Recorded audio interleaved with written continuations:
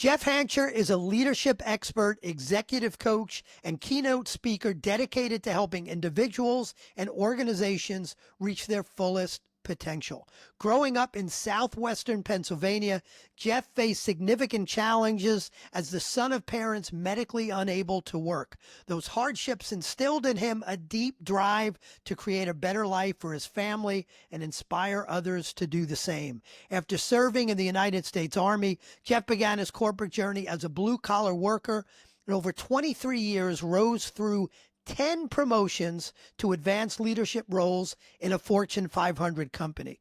Along the way, he discovered his passion for developing others, combining strategic insight, coaching, and hard work to empower those around him. Today, Jeff focuses on leadership development through executive coaching, training, and keynote speaking. He also hosts an award-winning Champion Forum podcast. So he's a fellow podcaster. His mission is to equip leaders and teams to grow, thrive, and leave a lasting legacy. I also know he's got a new book coming out, and by the time you're listening to this, it may already be out, and it's called Firm Feedback in a Fragile World. So we're going to talk a lot about feedback today. Jeff, welcome to the show.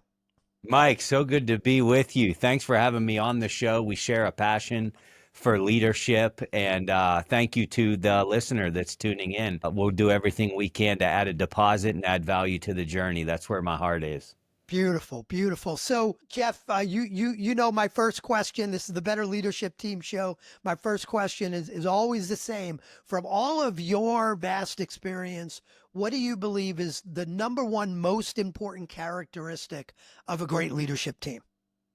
Well, this question, I think there's two ways to look at the question to answer it. And one is as your experience as a leader, but I'm taking maybe a twist on this, which is I'm going to give my answer based off my experience as a follower of leaders, because I think back to the leaders who shaped me the most. And you can start drawing from the characteristics of the leaders that shaped you the most. And I would tell you it's feedback, as cliche as it is. The greatest leaders have an innate ability to give not only feedback, but the right feedback at the right time, delivering it the right way. We're all a product of feedback, every one of us, either the feedback that we've gotten or the lack of feedback that we needed and didn't get. I think the greatest leaders, the greatest characteristic that you can have is making those deposits into people to help them reach their fullest potential. So, Jeff, that was a test. If with this book coming out that you've got, if you gave any other answer, I'd stop the recording and say, let's do it again. But no, I mean, that's so important. And of course, we're going to dive into that. But what it makes me think of is back when I was 30 years old and I've been coaching and consulting for most of my 37 or 38 years in the business world. But I was about 30 years old and I had one of my only jobs just in industry. And I got my annual performance review after the first year being there. And I had done a really good job building this new department. And the annual performance review had 5 words. It said, keep up the good work. And I made the decision in that moment that I had to go find my next job. No doubt. Because I didn't get that feedback. So man, I can't wait to dig in, and it's kind of personal to me too, given that. But before we dig into feedback, given your introduction about your life in southwestern Pennsylvania and some of the struggles there and the U.S. Army, I got to at least get a short summary of your journey leading up to where you are now. So tell me a little bit about that journey, especially when you were younger, and how it shaped who you are today. Yeah, man. Thanks for asking. And Mike, I will tell you, I think the listeners should know this. This is my first book I've ever written. And one of my mentors, Tim Elmore, has been prompting me to write a book. Now, you're an author as well. And if you sit down with pen and paper, you can write a book about anything you want. I had to decide, what am I going to write a book about? What am I most passionate about? So the answer was easy for me. And why it is because of the journey. In the intro, you talked about I grew up in poverty due to 2 sick parents. And, I don't know if that does it any justice. it was to say it was hard would be an understatement. A mom with lupus, a dad with osteoarthritis, in and out of hospitals, substance abuse. It left my brother and I with not a ton of direction. They were good people. They just faced a lot of challenges. When I graduated high school, I was running from something, not to something. I just wanted out of the mess, and college wasn't a great option for me, so I joined the military. I am, transitioning from the military. I'm going to go to college on the GI Bill. It's a great benefit. I'm a few weeks away from starting college, and my dad calls and says they're sending mom home in hospice. He's getting a leg amputated. I did what any of us would do listening, and I went home and I started getting the nurses set up, taking care of business. My brother already had a career. And during this time, I didn't want to be a burden on my family. If anything, I wanted to help them pay bills. And so I did what we did back in the day to get a job. I went and bought a newspaper and tried to find a job I was suited for. I didn't have a lot of skill. I was just a hardworking country boy from rural southwestern Pennsylvania. I applied to be a truck driver at a company called Cintas Uniform Company. And they hired me to be a truck driver picking up dirty clothes. And what I thought was going to be a seasonal job ended up being a 24-year career. And in that 24 years, I ran across some of the most amazing leaders that took this young kid that didn't know anything, didn't know how to tie a tie, didn't know what a collar stay was, didn't know what a sales script was, didn't know how to lead, and pulled potential out of me along the way. And so that's the nickel tour of the story and a little glimpse as to why I'm so passionate about leadership. And by the way, for those, if you're listening and you're under 30, a newspaper is something we used to buy. It's a whole bunch of pieces of paper. It would get our hands all black and Wild. that's how we looked for jobs back then. That's right. Before That's right. LinkedIn or Indeed or any of that stuff. So that's really helpful in understanding who you are. And how does that relate to so feedback? Why of all of the leadership books that are out there and all the different focuses around leadership, what led you to firm feedback in a fragile world? Why that book? Well, the firm feedback is because feedback's harder than it's ever been to give because there's a lot at stake. This is one of the hardest challenging times to lead. You have quiet quitting. It's costing the global economy nearly $9 trillion a year. You have leaders that think they're effective, but they're really not. There was a recent national poll where they polled thousands of leaders. 65% of these leaders answered that they felt strongly that they were good at giving effective feedback. Their subordinates were given the same survey, and only 21% of the subordinates said that they believed that they even got any feedback in the last 7 days. We have quiet quitting. We have the great resignation. We have post-pandemic stressors. Still, am I in office? Am I not? Hiring talent is harder than ever before. Retaining it is harder than ever before. Leaders, one, maybe don't want to rock the boat. Two, what we know is a lot of leaders aren't taught how to properly give feedback. So what do?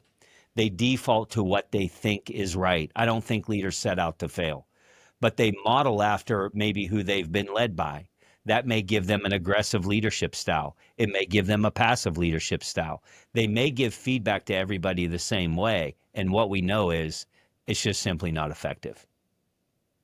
What is that you say firm feedback in a fragile world? What's the difference between just any old feedback and firm feedback? I think firm feedback is candid, and candid is good when you've earned the right to give it. And I'll say it this way. When you earn the right to have a tough conversation, it's a gift. When you have a tough conversation and you haven't earned the right, you're a monster. And if we may, we'll role play real quick, Mike. We've just met recently, and the listeners can listen in.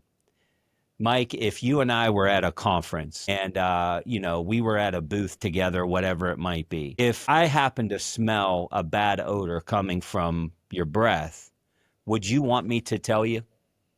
Absolutely. You would want to know. And why would that be important to you to know? Because if you notice it, I'm sure other people notice it. And if I Yeah. don't know about it, I can't fix it. And it may hurt me when you say it. It may feel bad, but man, I'd want to know so I can fix the problem.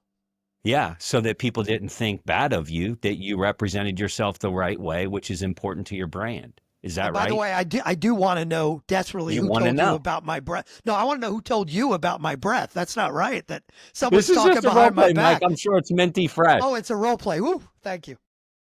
It's minty fresh. I'm sure of it. But check this out. Imagine that you and I are at the local convenience store. You're behind me in line.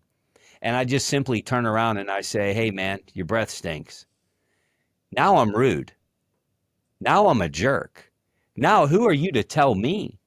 Now here's the difference in the same two. Here's what's same in the same two scenarios. The data is the same. The data is the breath. The difference is that in one scenario, I earned the right to give tough, firm feedback. In the other scenario, I didn't. The data is exactly the same. The goal of leadership is not to be right, it's to transform. When I turn around to you in the convenience store and say your breath stinks, I'm right. That's not the goal. The goal is transformation, because not only did I ask you, would you want me to tell you? I followed that up with, why would that be important to you?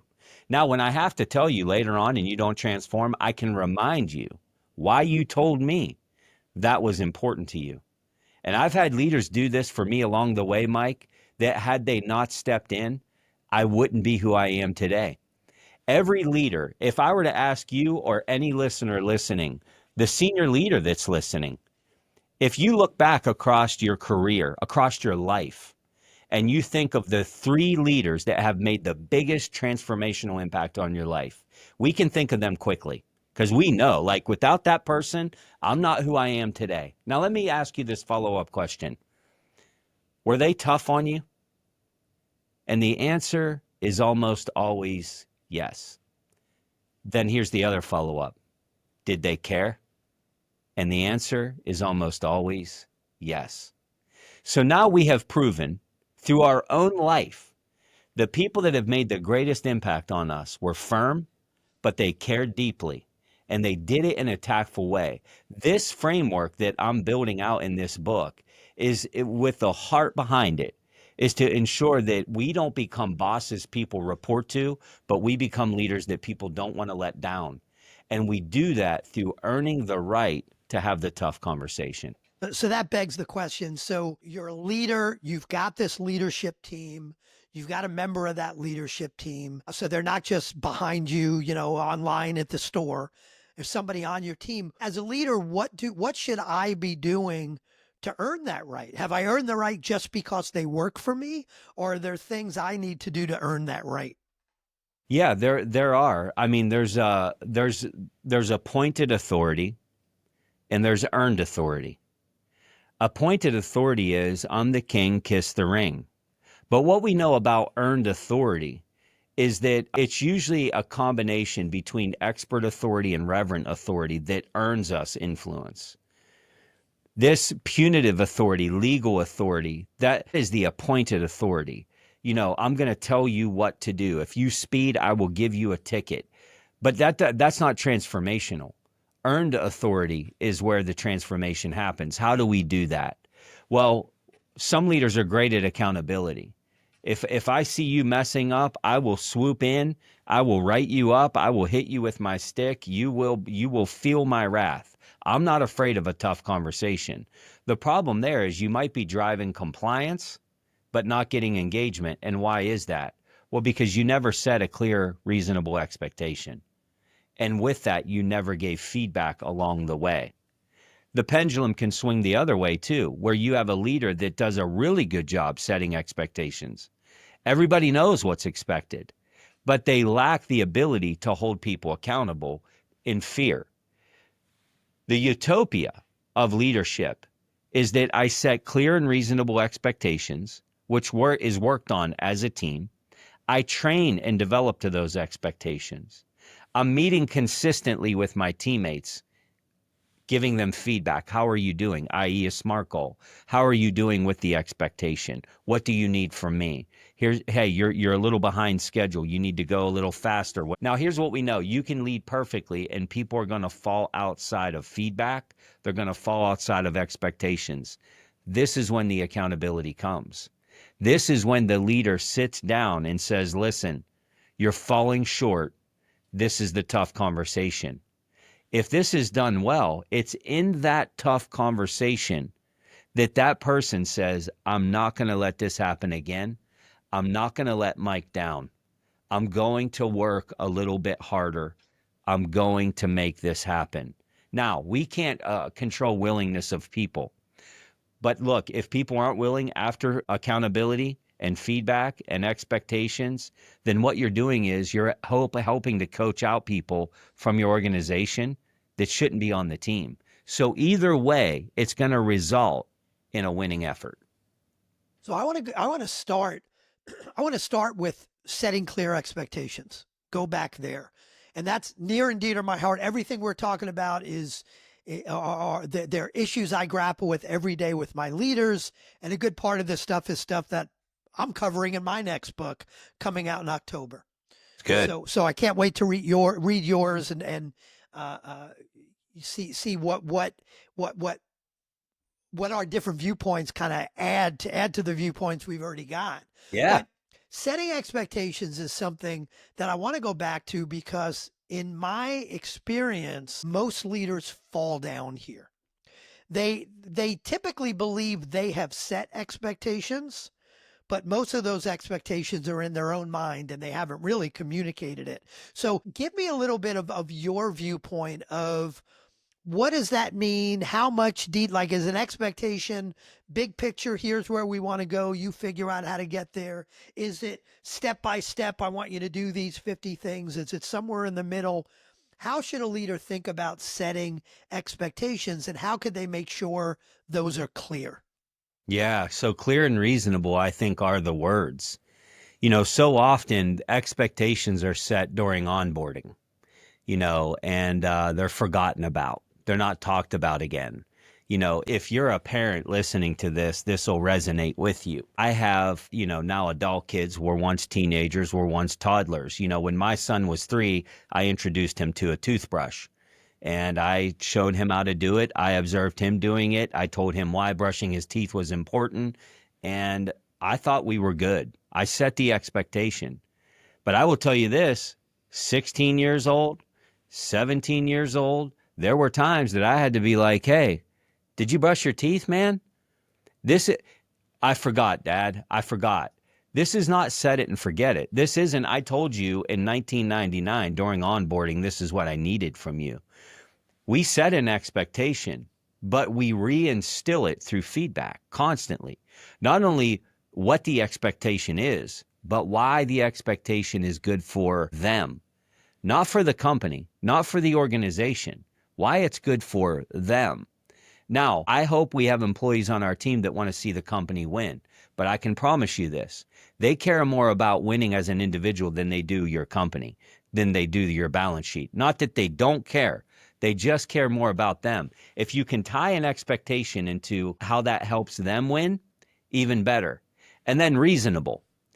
I can't walk into the team meeting on Monday and say, listen, everybody, we need everybody to run a 4-minute mile.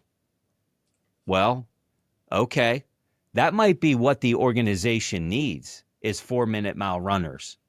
But is that realistic? It's not. We can't give expectations based off what we need. We have to give expectations based off what's realistic. How do you determine that? Well, the best way to handle an expectation is to get people involved at the point of creation. You might ask somebody, hey, I need you to run a 4-minute mile, Mike. And Mike might say, I would really love to do that for you, but I got 2 artificial knees and I have an artificial hip. I would love to do it. Well, guess what?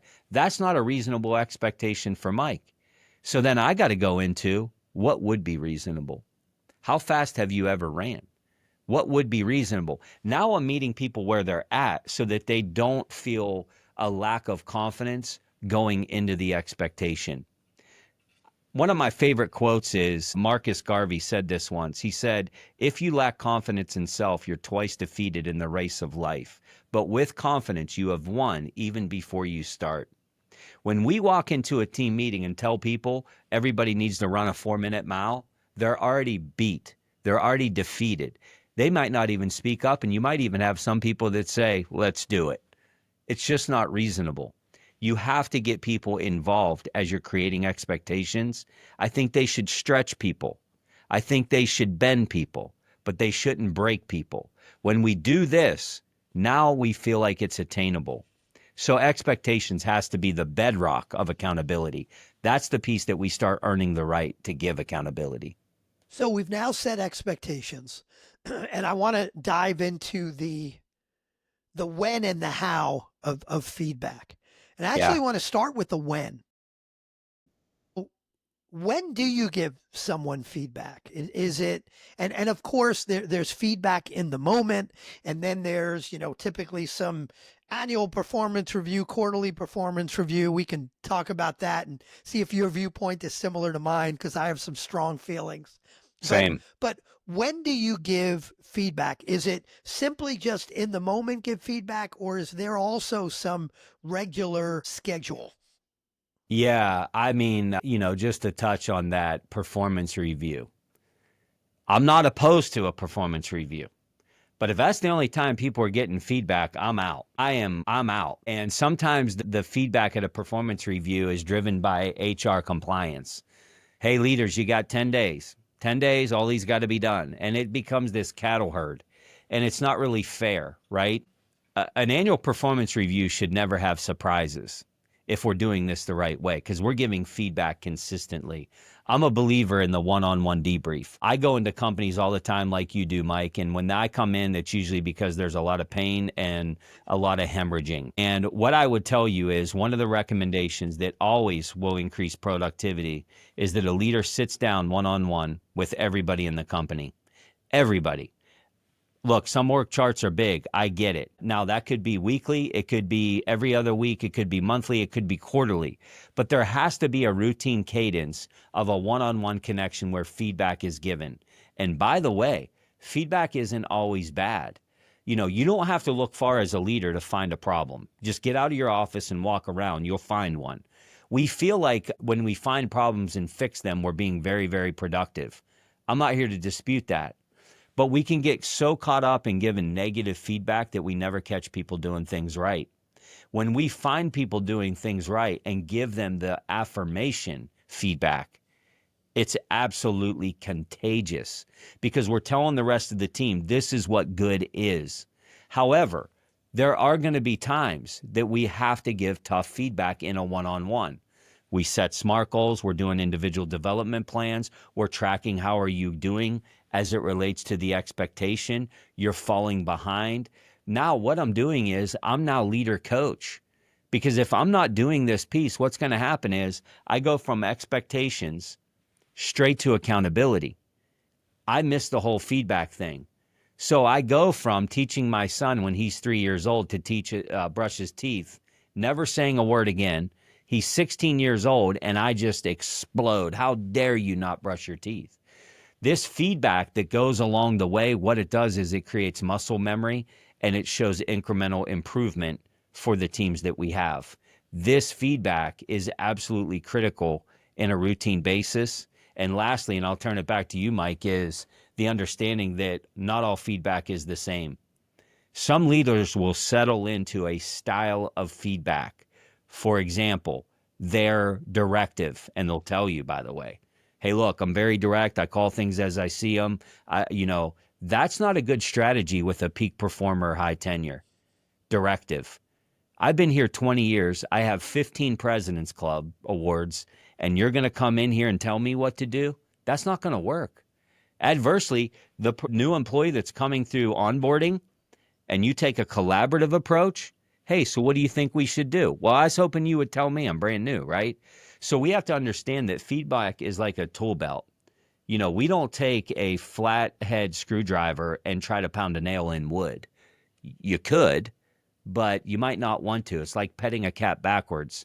You could, but nobody's having a good time here. The cat's miserable. You're miserable. You don't do that. You want to see feedback as a tool. What feedback is appropriate to the audience in front of me, and how do I deliver it and when? Critical elements for feedback. So I want to be clear again in the when. You talk about the one-on-one meetings, and I love that. I mean, those are critical, not just having them, but doing them right. The one-on-ones, you said a leader does it with the company. Are they doing it with the company, or are they just doing it with their direct reports? With their direct reports. That's, Now, look, yeah, I'm a fan of it. It's a company-wide initiative, no question about that. But I would not expect a senior vice president to debrief everybody in their org sure. chart. They might have 5 direct reports. That's their debrief. That's not saying don't ever connect with somebody that's 2 rungs down in the org chart, but I think that direct report, because that direct leader is the one that's going to make the biggest impression on the Absolutely. people. Yeah, I That agree. cadence is so I just important. wanted to be clear. And you said it could be once a week, once a month, once a quarter. What's your recommendation? If and it doesn't have to be the same for everyone, but what is your recommendation? How often should a leader be doing one-on-ones? And feedback is probably not the only thing that happens in one-on-ones, but That's how right. often should they be doing those one-on-ones? In an ideal world, it would be weekly. And I believe in this so much, Mike, that I come from the school of if the reason you tell me that your leaders can't do a one-on-one with everybody in their org chart weekly, hire more leaders. I believe in it that strongly. Well, Jeff, what about the labor cost? I believe in it that strongly. I believe there's no greater investment than that of your people. I believe that. And if you're equipping leaders the right way and they're reproducing themselves in other people, it's the most significant competitive advantage that you can have. I'm not saying pull somebody in for a 90-minute debrief. It might be 15 minutes, it might be 20, it might be 30. But this constant cadence of what do you need from me? Let me give you some feedback. Let's check up on your goals. What's your 3-year, 5-year career goals? How can I help you get there? Read this book. Tell me what you learned. These are the deposits that earn you the right to make the withdrawals. When people know that you care, man, you have earned the right to say some tough things.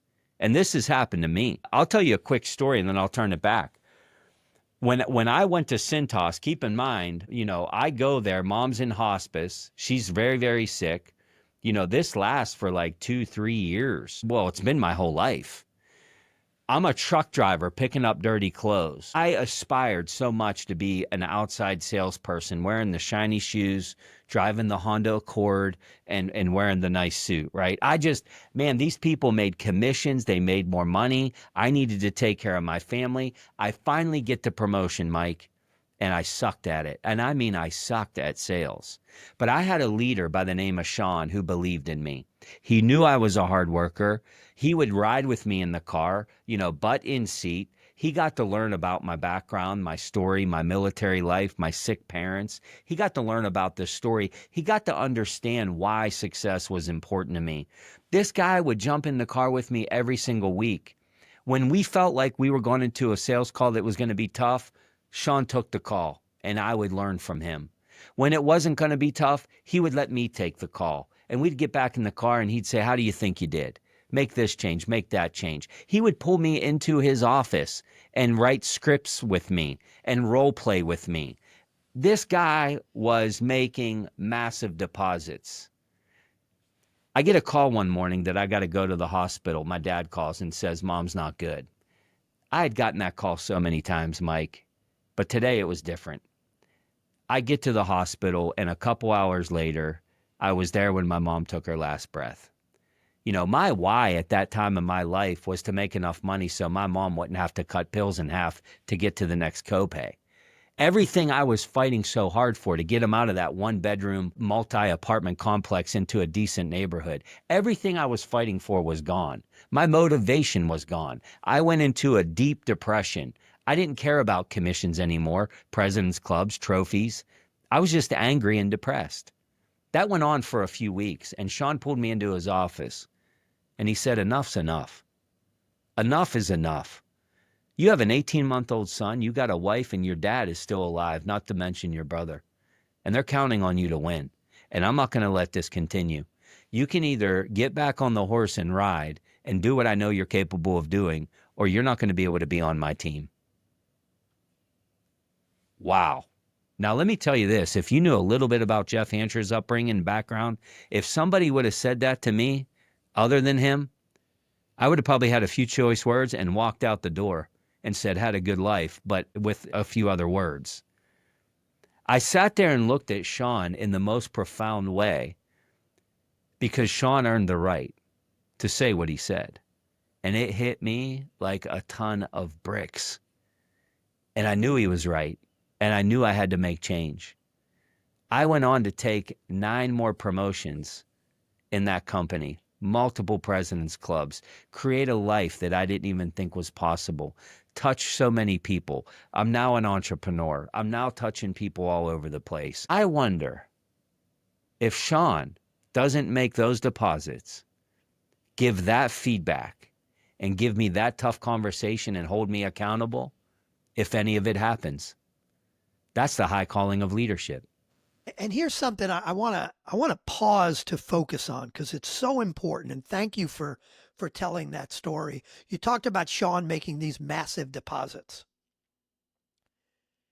As a leader, we need to make time to make those massive deposits. And so many leaders that I see, people growth and feedback and coaching and development is number 5 or 6 or 7 on their priority list. And I'm with you. It's got to be number 1 because Sean made the time to go with you and help you and support you and kick you in the ass when you needed it. And you go back and talk about the one-on-ones. I saw an interview with Marcus Buckingham a couple years ago, who wrote First Break All the Rules, very big strengths-based leadership guy. And in the audience, if you haven't read any Marcus Buckingham, go read it. Good stuff. But he said something I thought was brilliant, which is very consistent, Jeff, with what you're saying about, if you don't have time, hire more leaders. But he said a little differently. He said, if you are a leader and you say, I don't have the time to have quality one-on-one meetings with everybody on my team every week, I just don't have the time to do it, well, then you shouldn't be leading those people. Agreed. How many people do you have the time to have quality one-on-ones with? If the answer is 10, I could meet with 10 people per week and have a quality one-on-one. Well, then excellent. You can have 10 people working for you. If you say, I'm so busy with these 12 other things, I don't have time to meet with anybody regularly one-on-one and have a quality meeting with them, then you should have 0 people reporting to you. That's how important it is. I 100% agree, Mike. 100%. And this is the difference between doing leadership and being a leader. If I were to ask how many people listening have more to do than they have time, every hand is up. There's plenty to do, but I think the greatest leaders come to this realization at some point in their leadership journey that we're not here to lead followers. We're here to reproduce leaders. There's no other way to do this. Here's what we also know about leadership. Leadership is much better caught than it is taught. If leadership or professional development was just taught, we could just start handing out books to our direct reports and everybody would be a rock star. Now, look, I'm about reading the book, listening to the podcast, but when you get around it, it's transformative.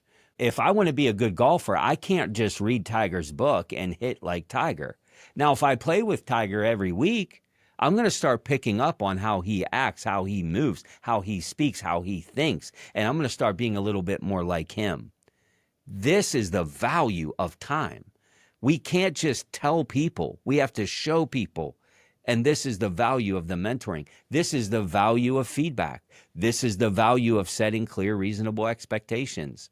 It's not hard, and I'm not here to say it's simple either. It's a lot of work.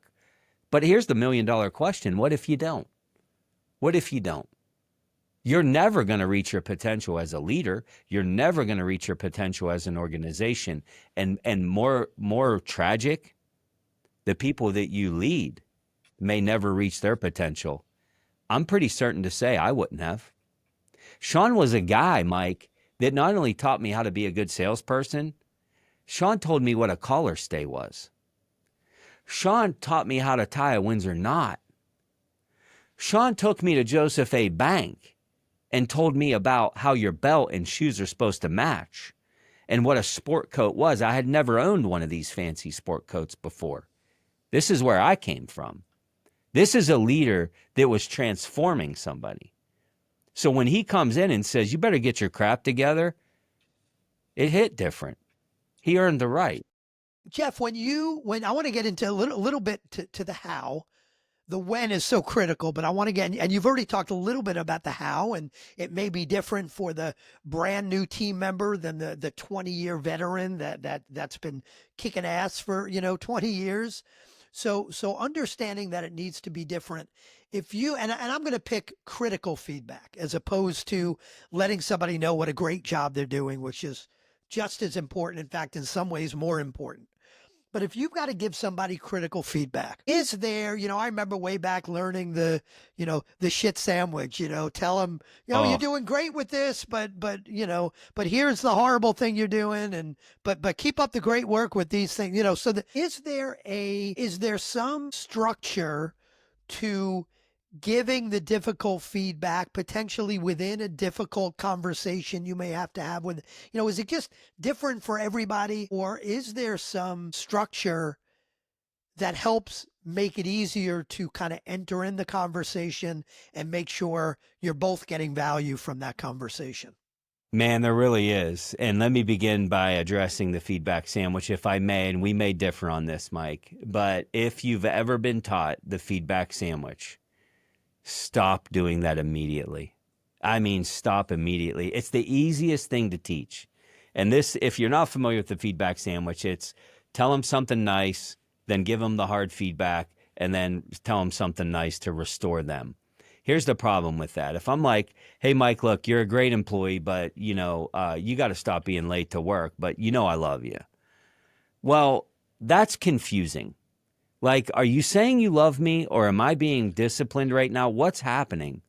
Now, if you're a great leader, you catch people doing things right. And one day I walk up to Mike and I say, Mike, I just want to let you know, I really appreciate you staying late yesterday to get all the orders out. You know what Mike's waiting for? Criticism.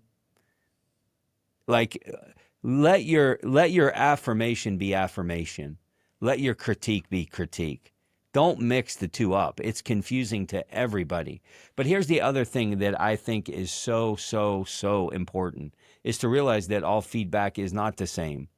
It is different. There's collaborative feedback. Well, I really talk about three types. I talk about supportive feedback, I talk about directive feedback, and I talk about collaborative feedback. There's a time and a place for all of these different feedback types. Directive is best used in two scenarios. One, when people are being onboarded into a new role or new to the company, or if there's a time-sensitive or impending event, like a safety issue. Then we don't have time to huddle. They need direct feedback. We owe that to a new employee. They don't know what they're doing. They need it. They crave it. Then you have your supportive. Our workforce is battling things we don't know anything about. There's people listening right now that had to deliver Narcan to their son at one point because they maybe overdosed. There are people right now that their spouse has been given a terminal disease report. There are people right now that just the dirt is fresh on their parents' grave. People are coming with real challenges. If we go directive in nature with these people, we're going to lose them. We go one-on-one, we build a relationship, and we go supportive with feedback. By the way, a peak performer that falls from grace, do they need directive feedback? Probably not. They need supportive feedback. If Kobe Bryant, Michael Jordan is in a shooting slump, you know what their coach tells them? Listen, I know you're a winner. Don't worry about it. Just keep shooting the ball. Just keep shooting the ball. You don't do that to a peak performer. Collaborative, when do we use that? We use collaborative when we have somebody defensive in front of us. Have you ever led somebody that's defensive about everything? We all have. They're so frustrating. You don't even want to talk to them. They're always miserable. Well, I wonder if we went with a collaborative approach to that. When you are collaborative, you're asking questions. It pulls the walls down and it makes defensiveness less likely. Now we're just asking questions. Hey, last month, did you give it your best? Was that the best that you could do? Was there anything looking back that you would have changed? Is there anything that I could have done better to support you? I'm just asking questions. Now we're taking this approach that, man, there are multiple types of feedback. Some people just gravitate towards one because it's what they're comfortable with. Passive leaders love collaborative feedback. Aggressive leaders love directive feedback. But if you lead in those styles across the board, you're not going to be effective because so many people are moving different tenure, different skill sets. So those would be some things to think about. But also, why do we avoid the tough conversations? I mean, now more than ever, there's a lot at risk. I mean, look, you could go into a tough conversation with somebody that's like the best culture fit. They're the team cheerleader. They're very respectful, but you got to give tough feedback. You know what's probably going to happen is they're probably going to cry. And I don't want to see them cry. Man, I might offend somebody if I give tough feedback. I might disappoint somebody. I might embarrass somebody. And God forbid in today's world, Mike, what if I give them some tough feedback and they quit? I'm already down 3 requisitions. I certainly don't want to do that. So there's a lot that comes with feedback avoidance and why this happens. So how do you overcome that? You overcome feedback avoidance by asking yourself this leadership question. What if I don't? What if I don't give the tough feedback? What if I don't tell them what they want to hear? They want to hear it, by the way. We've just met, Mike, and I said, if your breath stinks, do you want me to tell you? You said yes. People want to know. The majority of people walking planet Earth want to get better. And as a leader, it's our obligation to give them the feedback. If you make the deposit of feedback and expectations, you can have that tough conversation. My heart around the book is to give you the framework that you can literally rinse, repeat. This isn't like, Princeton leadership theory. It's very, very practical, but it is something that has to be learned and something that has to be executed. Jeff, before we wrap things up, I want to turn this on its head a little bit, because we're talking a lot about feedback going from the leader to the leader's direct report. But that leader may need feedback. Upward feedback is really, really important. And sometimes, especially if you're a CEO and you're listening to this, you may look around and say, holy crap, no one's giving me feedback anymore because everybody's reporting to me. So how do I know how I'm doing?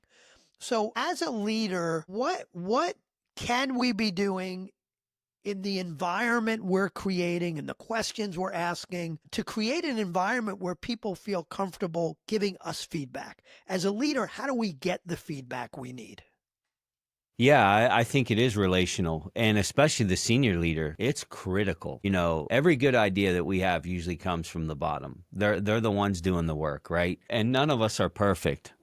We can get into, especially the senior leader, the C-level that's listening, the entrepreneur, the founder, the president of the smaller company maybe. We can get into this place where we're at the top of the org chart. That's a tough place to be sometimes because it can be very, very lonely. We have to create a culture of feedback. How we do that is through collaboration. We want to surround ourselves with people in our organization that, one, they achieve great results because that means they do something. 2, they're an ambassador of our culture. And 3, in my opinion, they carry honor. Now, I think it's important to coach people on how to do this the right way, because what we don't want is employees just going up to the C-level and saying, listen, I think that decision you made was dumb. Like, that's not helping anybody. But I think what can happen is, imagine this, Mike, I'm your employee. You're the CEO of the company. You pull me in your office. We're having a debrief. We do this on occasion. And like any good C-level, before I leave, you say, Jeff, is there anything you need from me? And I say, well, Mike, great meeting today. I got my action items. I appreciate the feedback on the status report. I'll make the corrections. I think we're going the right direction. But I know you're not a robot, Mike. I know you're human. Let me ask you this, Mike. If there was ever a time that I ever saw you acting in a way, delivering feedback in a way to people in our organization that maybe didn't represent your brand or where you want to take our company, would you want me to let you know? And the answer is always yes. I now have just opened the door to a senior leader that says, I want the feedback. So this goes both ways. A lot of employees are intimidated to go to the senior leader. That's how you set the table there. Now, if you do have to go back with something tough, you say, hey, Mike, you remember a few months back, you asked me to give you feedback. Today's the day. Now I'm giving them what? I'm giving them a gift.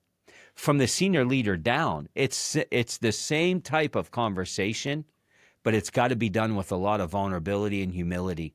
Vulnerability to open up feedback is this. Team, listen, if there's one thing I have learned as a C-level here, it's that I don't have a lot of the answers. I have some good ones from time to time. And the other thing that I've learned is that a lot of the best feedback that I've ever gotten on how to make us better and create stronger competitive advantages have come by people in this room. I want to let you know, I want the feedback. I want your feedback. Here's how you could help me.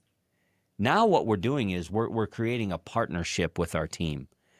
Now, be careful what you ask for, right? And this is why a lot of C-level won't do it, because somebody's going to say, Mike, you remember you asked for feedback? Well, I got some. I think every Friday we should rent small ponies and have pony rides in the front lawn and ice cream social. Sometimes you're going to have to filter that out, right? Like you're going to have to filter that out, thank them for the feedback and move on. But we want to create cultures of feedback that are up, down, left, right in the organization, because we are all individually and corporately a product of the feedback we have been given or the feedback that has been omitted from our life.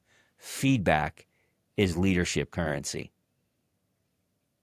Jeff, such powerful stuff. Where should people go if they want to find out more about you, and especially if they want to find out more about your book and buy your book? Where should people be going?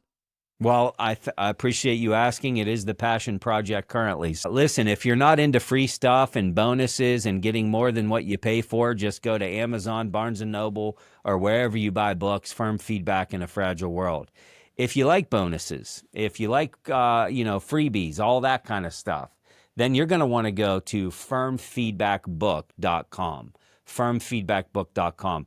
When you go there, you purchase the book, you put your receipt number and email in. June 17th, around that time frame, we're going to send you an interview that was done for me on why did I write the book and what can the reader expect from it, broken into chapters. We're also going to give you the leadership playbook. This is where I'm giving you 52 weeks of tools on how to execute what you're learning in the book into practical leadership principles. And we're going to pull you into the book launch team, which is going to get you all the behind-the-scenes bonuses. We're going to go live with a couple of Q&As from the launch team and so forth. Firmfeedbackbook.com. I can be found just about anywhere. If you Google Jeff Hancher, like Jolly Rancher, but with an H, you'll find my website, my LinkedIn, my Instagram, my YouTube. It's all out there, and I would love to connect with people. Shoot me a message, and let's grab a virtual coffee. Beautiful, beautiful. Hey, buy the book. Buy the book. Awesome stuff. Feedback is critical. And I always say if you want a great company, you need a great leadership team. Jeff, thanks for helping us get there today. Thank you, Mike. Thank you, listeners. It's been great to be with you all. Bye-bye.